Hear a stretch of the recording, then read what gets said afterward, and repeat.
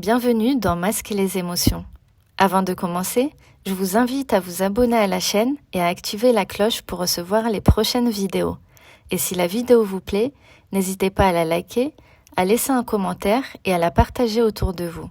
Allez, bon visionnage. Salam alaikum. Alaikum assalam. J'espère que tu vas bien. Ça va, alhamdoulilah. Merci d'être présente aujourd'hui dans Masquer les émotions et de nous partager l'immense douleur que tu ressens depuis la perte de ton jeune frère et l'amour que vous aviez l'un pour l'autre. Pour commencer, est-ce que tu peux nous parler un petit peu de ton frère et comment il était dans la vie de tous les jours? Mon petit frère Djamel, c'était quelqu'un qui était tout le temps souriant, qui avait une joie de vivre, qui était famille, très famille d'ailleurs. Quelqu'un de gentil, quelqu'un de convivial, avait tout le temps souriant, tout le temps souriant. Et du coup, votre relation, comment tu peux la décrire? Avec mon petit frère Djamel, très fusionnel. C'est celui qui vient derrière moi. Donc c'est celui avec lequel j'ai beaucoup d'affinités, dû déjà à l'âge, on n'a que 3 ans de différence. Puis comme je te disais, il vient derrière moi, donc automatiquement on était très proches. Et il était avec mes enfants aussi. Et quel genre de papa il était? Un très bon papa. Il avait combien d'enfants? Il avait Isaac qui avait 1 an et demi. Ma petite nièce Jasmine est née mardi et mon frère Adalahmo est décédé jeudi. Donc il a pu effectivement être présent à l'accouchement le mardi. Ensuite il a pu la prendre vraiment dans ses bras le mercredi et il est parti jeudi. D'accord. Alors du coup, est-ce que tu peux nous expliquer ce qui s'est passé? Il était malade, c'est ça? Oui, il est décédé d'un cancer des poumons, stade 4, avancé, mais ça on ne le savait pas. Et il est parti, les symptômes ont vraiment commencé à arriver en août. Ça s'est confirmé avec une batterie de tests qu'il a fait vraiment à la rentrée. Il a fait sa première chimio le 18 décembre. Il est décédé le 21 mars. Il était condamné, mais on ne le savait pas. Il a eu des signes pour qu'il sache qu'il était malade? Alors oui, il avait des signes, mais jamais, au grand jamais, on aurait pensé que c'était un cancer. Dans un premier temps, il commençait beaucoup à tousser. Il avait une toux qui s'aggravait. Donc quand on a une toux, on va voir le médecin. On ne se dit pas qu'on a un cancer. Donc dans un premier temps, la première quinzaine, il a été soigné pour de la toux. Ensuite, ça persistait. Il est retourné chez le médecin qui lui a donné ensuite des antibiotiques. Ensuite, ça persistait. On lui a dit qu'il avait une phlébite. Il a été traité pour une phlébite pendant 1 mois. Il a eu des piqûres pendant 1 mois. Mais au fait, le cancer avançait, mais on ne savait pas que c'était le cancer. Donc de là, ça continuait à persister. Et là, il a fait un PET scan, au fait. Et on lui a décelé des ganglions, un peu des ganglions partout. Et de là, on lui a annoncé qu'il avait le cancer des poumons. Voilà. Au début, il ne savait pas. On lui a dit que c'était le temps qu'on attend les résultats. On nous a dit 50% de cancer des poumons, mais à son âge, il avait 39 ans, c'était... ils n'en étaient pas sûrs, au fait. Il n'y a pas beaucoup de cancer de poumons à cet âge-là. Et 50% la sarcoïdose. Mais du coup, il s'est avéré que c'était le cancer des poumons, donc c'est tombé. Il a commencé à faire de la chimio. On lui a rajouté de la radiothérapie. Et voilà. Il est rentré ensuite à l'hôpital. Il faisait beaucoup d'allers-retours. À la mi-février, il est rentré à l'hôpital et il n'en est plus jamais ressorti jusqu'à son décès. D'accord. Et lui, comment il a vécu sa maladie? Alors, il a été fort, il a été très très fort, il a été très courageux. À un moment donné, on s'est tous posés avec le corps médical en nous faisant comprendre, sans jamais nous dire qu'il allait partir, bien évidemment, en nous disant qu'il ne lui restait pas beaucoup de temps à vivre, quoi. Mais on est dans le déni, on est constamment dans le déni, en se disant que c'est pas possible, en se disant que sa femme de toute façon elle est enceinte, c'est imminent, c'est impossible qu'il parte. Et on était constamment dans le déni, on se disait c'est pas possible, c'est pas possible. Donc voilà, donc on s'accroche, on fait des doigts, on prie, on demande à Allah, puis qu'il ne le prendra pas, mais au fait, pas du tout. Pas du tout. On n'est jamais préparé au fait à un décès d'un membre, très proche d'ailleurs, jamais. Puis vu la situation, parce que ma belle-sœur était enceinte de 8 mois, quoi, plus son petit garçon de 1 an et demi. Donc on s'est jamais dit que... Alors que la maladie, elle a pris place, une très grande place, et puis qu'elle avançait, quoi. Et lui, il sentait que c'était la fin ou... Alors, on lui a jamais trop dit que c'était vraiment avancé. Hein. Chaque fois qu'on allait le voir, il disait tu vas guérir, t'inquiète pas, tu vas guérir. Et puis un fameux matin où nous on avait prévenu qu'il fallait pas lui dire. Et un fameux matin, au fait, on tournait avec la famille, il n'était jamais seul. Donc un fameux matin, au roulement entre mes sœurs et moi, il s'est retrouvé en infraction de seconde tout seul, puis il a demandé au fait au professeur, et le professeur il lui a dit oui effectivement c'est imminent quoi, ton décès est imminent. Donc la dernière semaine, un peu plus même les 10 derniers jours, je pense qu'il le savait. Parce que moi quand j'en discutais avec lui et que j'étais avec lui, il me disait je vais mourir. Je lui disais mais non, il me dit arrête s'il te plaît. Je vais mourir. Je disais, mais non, pas du tout, Jamel. Je disais, mais non. Il me dit, arrêtez de me mentir, vous me mentez. Et un beau matin, le professeur est venu nous voir en nous disant, à ma belle-sœur et moi, que de toute façon, qu'il tenait pour sa fille. Une fois que sa fille sera là, il va tout relâcher, il va partir. Elle ne s'est jamais trompée. Elle est née mardi et voilà, il est décédé jeudi à 19h07, je crois. Voilà. Ils étaient dans le même hôpital? Oui, dans le même hôpital, voilà. Ce qui est très douloureux, c'est qu'au fait, il y a 2 bâtiments. Il y a un bâtiment de maternité où ma belle-sœur accouchait et il y a un bâtiment où mon frère il est en train de décéder. Et du coup, il a assisté à l'accouchement? Oui, il a pu assister effectivement avec une chaise roulante à l'accouchement. Mais au grand jamais, on s'est dit que Jasmine allait naître et puis qu'il allait partir, bien qu'on nous l'ait dit. Mais au fait, il a tenu. Je pense que le dernier mois, il a vraiment tenu parce qu'il voulait voir sa fille.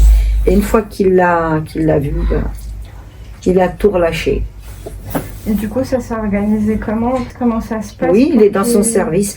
Alors, elle s'est fait déclencher ce fameux mardi. Jamel commençait vraiment à montrer des signes vraiment agressifs. Je pense que c'est les médicaments, je pense que c'est la fatigue, parce qu'il ne dormait pas. Il faut savoir qu'il ne dormait pas du tout. Et quand je dis pas du tout. On faisait les nuits, alors il ne dormait pas tout seul. On dormait avec lui à l'hôpital, on tournait et il ne dormait pas.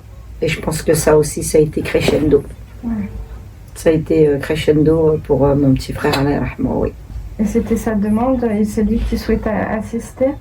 Oui, il a tout bien sûr. Puis la question s'était même pas posée, c'était même pas posé. Ouais. Et puis le corps médical a été très indulgent, oui. De par la situation, le fait d'avoir une femme enceinte qui va accoucher, et tout le monde connaissait la situation. D'ailleurs, ce fameux mercredi, on nous a laissé le 3e étage de l'hôpital, entièrement pour qu'il puisse voir sa fille. Oui. Puis une assistante sociale était là. Elle était présente tout le temps, aux côtés de mon frère et aux côtés de ma belle-sœur et puis aux côtés de nous. Hein, elle connaissait la situation, qui était vraiment délicate. Et comment il a vécu ce moment, puisqu'il est partagé entre la vie, la naissance de sa fille, et en même temps, il sait que pour lui, c'est une question de... il l'a serré fort. Alors personnellement, j'y étais pas. Et j'ai eu des photos et il était content. Il a dû la serrer. Alors ce qu'il s'est dit, je ne sais pas. Mais je pense que ça devait être vraiment fort en émotion, très fort en émotion. Parce que je pense que lui-même ne savait pas qu'il allait décéder le lendemain. Personne, pas le lendemain, pas aussi vite. Pas aussi vite après la naissance de Jasmine. Et donc lui, il est décédé le mercredi, c'est ça? Non, Non, non, il a pu voir sa fille le mercredi, il est décédé le jeudi 21 mars 2019. Et il a été enterré en Algérie, à sa demande. Et tu étais présente quand il est décédé? Alors, ça s'est passé très très très vite. On était là toute la journée, ce fameux jeudi. Il a été agressif toute la nuit du mercredi au jeudi. Ça n'allait pas du tout, du tout, du tout, du tout. Je pense que le fait d'avoir vu sa fille, le fait de savoir qu'il allait partir, les médicaments aussi, les médicaments, parce qu'il était shooté. Et jeudi matin, on avait un groupe de famille qu'on avait mis en place. C'est ma petite sœur qui nous a dit que la nuit, elle a été horrible, qu'il était très agressif, qu'il fallait venir, parce que ce serait compliqué aujourd'hui. On est arrivé à l'hôpital aux alentours de 9h du matin, Jamel ne parlait plus. Il n'y avait plus aucun son qu'il émettait de sa bouche, en fait. On avait beau lui parler, il mangeait plus aussi. On essayait de le faire manger, donc on est resté donc à son chevet. Aux alentours de 18h, on a décidé de rentrer à la maison pour aller faire une douche, pour faire à manger à celles qui avaient des enfants. Donc on s'est dit qu'on allait revenir. On a laissé deux de mes sœurs, donc ma grande sœur et ma petite sœur. On les a laissées. Et au fait, je pense qu'on a dû faire 2-3 kilomètres, qu'on a reçu un message en nous disant que c'était terminé. Ouais. Voilà, qui était parti. Donc du coup, on est revenu, on a fait demi-tour et puis voilà. Et comment tu t'es sentie quand on t'a annoncé qu'il venait de décéder? Alors c'est... Comment dire, je suis un peu émotif, désolée. On est partagé entre beaucoup de choses, au fait. On savait pas, dans le fond, on s'y attendait, mais on s'y attend pas. C'est compliqué, il y a colère, il y a tristesse, il y a tout qui se mélange. Puis on pense aussi aux enfants. On se dit qu'il y a 2 orphelins qui sont là, donc qu'il va falloir être forte. Puis on pense à nos parents aussi. Voilà.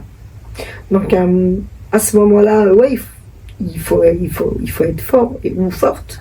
Voilà. Et ça s'annonçait déjà très mal ce jeudi matin. Comment sa femme, elle a vécu la perte? Ça a été très très très dur pour elle. Très très très dur. Elle était encore hospitalisée? Oui. D'ailleurs, il a attendu sa femme pour pouvoir partir. Voilà, il a attendu. Il y avait mes 2 sœurs qui étaient là. Elle, au fait, elle pouvait se permettre de faire les 2 bâtiments. Et quand elle est revenue pour le voir, elle a ouvert la porte. Il a entendu le son de sa voix et il est parti. Voilà, il y a eu un très gros soupir et il est parti. Je pense qu'il attendait sa femme pour pouvoir partir. L'aîné était trop petit pour lui expliquer? Alors, la maman a beaucoup parlé à son fils, beaucoup. On lui a expliqué que son papa était au ciel, qu'il était auprès d'Allah. Et voilà. Mais de toute façon, ça s'est vu sur son visage. Il a été très apaisé, c'est incroyable. Au moment où il est parti et qu'on est revenu, son visage, alors c'était presque une délivrance, j'ai envie de dire. C'est une sacrée maladie en tout cas. Donc qui vous ronge de l'intérieur de toute façon. Puis les derniers mois, il était vraiment mal en point. Il avait de très gros effets secondaires. Il n'a pas pu faire d'ailleurs la dernière chimio. Il n'a pas pu la faire. C'était pas possible. Comment tu te sens depuis sa disparition? On n'oublie pas. Puis d'ailleurs, on ne peut pas oublier. C'est pas possible. Nos vies continuent parce qu'on a une famille. Voilà. On essaye d'être fort. Mais Jamel, il est là, il est dans nos cœurs. Il est constamment là. Moins de souvenirs, le moindre geste, le moindre... on en revient toujours à Jamel. On vit, on continue, mais on a cette chance-là d'être musulman. Donc, faut dire alhamdoulilah. Mais c'est dur. Il y a des jours où c'est plus dur. Il y a des jours où c'est moins dur. Mais la naissance de ma petite nièce, en fait, ça la suivra toute sa vie. Le décès de son papa. Puisque les 2 sont reliés. Ouais. Donc sa naissance et le décès de mon frère sont tout le temps reliés, en fait. Tout le temps reliés. Tout le temps. L'un va avec l'autre. Et est-ce qu'aujourd'hui, qu'ils sont un peu plus grands, vous en parlez avec eux? Est-ce qu'eux, ils en parlent de leur papa? Beaucoup, beaucoup. Alors, ce qui est étonnant, c'est que la petite Jasmine parle beaucoup de son papa. Et pourtant, elle ne l'a pas connu, puisqu'elle avait 1 jour, 2 jours tout au plus. Mais la maman, je pense, a fait du très bon travail. Isaac a été suivi, bien été suivi. Donc, puis elle leur parle beaucoup. Elle leur parle beaucoup de leur papa. Ils ont pu se rendre en Algérie sur la tombe de leur papa pour pouvoir le voir. Jasmine était encore petite, mais Isaac, il aime beaucoup. Il était très fusionnel avec son papa, même étant petit. Puis elle leur en parle. Elle leur dit tout le temps qu'il est au ciel, qu'il les regarde. Et étonnamment, Jasmine parle beaucoup de son papa. Je pense qu'elle a sa petite histoire. Ouais. Voilà. Oui, ils ont pu quand même créer un lien. Absolument. Et est-ce que vous en parlez souvent avec tes parents, tes frères et sœurs? Oui, on parle souvent. Chaque mois, au fait, le 21, même si c'est pas le mois de mars. Ouais. Voilà, on se dit Jamel, il est parti, voilà. Il y a tant de jours, il y a tant de mois, il y a tant d'années. Oui, Jamel revient souvent dans les conversations. Voilà, Jamel est souvent pris en exemple. Et comment vont tes parents depuis ce jour? Alors, ça va, mais c'est pareil, ils savent qu'ils ont perdu un fils. Parce que la vie, dans le cours de la vie, au fait, les parents sont censés partir avant les enfants, et pas le contraire. Donc là, Allah en a voulu autrement. Donc voilà, ils se rendent souvent en Algérie pour se recueillir sur sa tombe. Et du coup, qu'est-ce qui t'aide à trouver la force et à avancer? La foi, mes enfants, mon mari, et puis me dire qu'un jour, je le retrouverai, qu'on se reverra, Inch'Allah, et que je me dis que le meilleur des rappels, on dit que c'est la mort. Donc, on essaye d'être meilleur chaque jour. Voilà. Et quel impact ça a eu sur ta vie personnelle? À l'arrivée de l'anniversaire de sa mort, on sent une sensation de mal-être, presque de dépression pour ma part. Chaque année, au mois de mars, c'est toujours pareil. On plonge dans un mutisme et en fait on se refait tout le chemin parcouru. On se remémore beaucoup de souvenirs, beaucoup de choses. On se dit ce jour-là il s'est passé ça, ce jour-là il s'est passé ça. Voilà. Et puis plus la date approche et puis plus les souvenirs remontent, on le revit presque. Parce que en plus les années passent et on se dit qu'il ne reviendrait plus. Parce qu'au début, ça ne vous fait pas du tout ça. Au début, on est dans le déni un peu. Complètement. Puis on se dit qu'on va le revoir, mais non. Mais même après l'enterrement. Puis les mois, ils passent. Puis là, vous comprenez que, en fait, il ne reviendra pas. Vous ne le reverrez pas.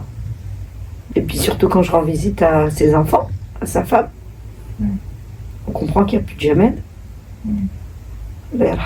On voit les enfants grandir chaque année. Puis surtout quand on voit Jasmine, c'est ce que je disais, on l'associe. Donc on comprend qu'il est parti, quoi, qu'il ne reviendra plus du tout. Et comment sa perte à un âge aussi jeune t'a fait réfléchir à la vie et ce qui est important dans la vie? Bon, venez aux choses de la vie qui sont simples, qu'on peut partir à tout moment, qu'il n'y a pas d'âge, que la maladie, au fait, elle peut arriver, elle arrive sans prévenir. On peut vivre une vie de famille, voilà, autour d'une table avec un repas, et puis le lendemain, il n'y a plus rien. C'est fini. Tout peut basculer, rien n'est acquis. Et ça, je l'ai compris avec le décès de Jamel. Il y a des choses qui étaient importantes qui ne le sont plus. Il y a des disputes du quotidien qu'on peut avoir avec ses enfants, avec son mari, avec ses parents, avec ses frères, avec ses sœurs. Puis finalement de se dire que on laisse passer parce que ils peuvent peut-être partir eux aussi. Et qu'est-ce qui te manque le plus chez lui? Sa présence, ses appels. Voilà, je l'ai beaucoup sollicité aussi pour mes enfants. Voilà, j'ai 2 ados et ils répondaient tout le temps présent. Et quel conseil tu donnerais à des personnes qui vivent la même situation, qui perdent un frère ou une sœur? De garder le meilleur de la personne. Toujours, toujours garder le meilleur. Voilà. Et pour ceux qui ont encore leurs frères et sœurs? De partager le meilleur et de passer outre les choses qui peuvent arriver. Que la vie, elle est courte. Et que la mort, elle arrive sans prévenir. Et qu'il y a des choses qui sont inutiles. Je te remercie d'avoir partagé avec nous tes souvenirs et l'amour que tu as pour ton frère, Merno. Ça nous montre à quel point il est encore important pour toi dans ta vie. Et je te souhaite beaucoup de courage ainsi qu'à tes parents et tes frères et sœurs, à son épouse et à ses enfants. Merci. Qu'Allah lui accorde le plus haut degré du paradis. Amin. Qui vous rassemble et vous récompense pour votre patience. Amin. Baraka. Fik baraka.